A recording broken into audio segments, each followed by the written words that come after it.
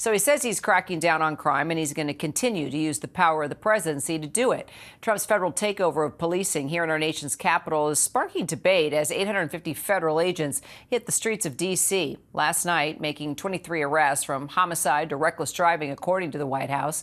The president insisting that D.C. has been taken over by violent gangs and bloodthirsty criminals. But according to Metropolitan Police stats, despite a spike of crime in 2023, rates of violent crime has actually hit a 30-year low. D.C. Mayor Muriel Bowser met with the U.S. Attorney General Pam Bondi about the federal takeover of her police department this morning.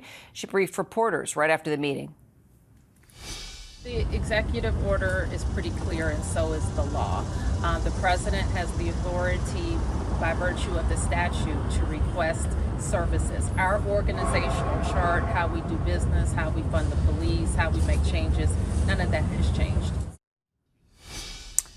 Our Perry Russom was tracking not only the meeting, but the press conference as well. So what more do we actually know about these arrests that the White House touted, these 23 arrests, and how this combined law enforcement effort is actually working, Perry?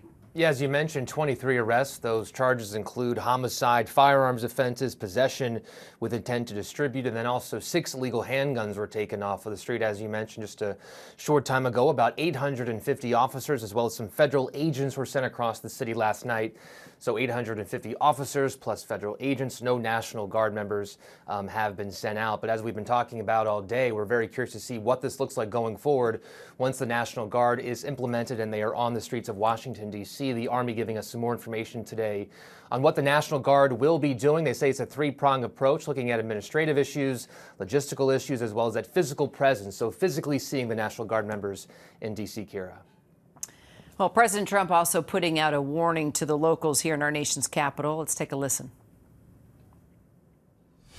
They love to spit in the face of the police as the police are standing up there in uniform. They're standing and they're screaming at them an inch away from their face. And then they start spitting in their face. And I said, you tell them, you spit and we hit. And they can hit real hard. Talking about these protesters that aren't really digging the new police policy here. What do you think? Is the way we see law enforcement in our nation's capital going to change for a while, maybe be more aggressive? Yeah, I mean, just for the short time being, we know this is supposed to last at least 30 days. If this does last longer, it's going to take an act of Congress to try and extend the national takeover of the police department. But just hearing from the police union president yesterday, he is very supportive of this idea. He says his officers are stretched thin and essentially they're looking for any help that they can get. And then also hearing from the mayor today and the police chief, they're pretty open to this idea, trying to see how they can use all of these federal resources together to try and quell any issues with the crime rates here in D.C. So I think a lot of people here in D.C. are very curious just to see what this looks like going forward and then how long this will last too, because a 30-day window, what happens once that window is over? We're very curious to see what the White House deems successful and what they want to do after this 30-day window, Kira.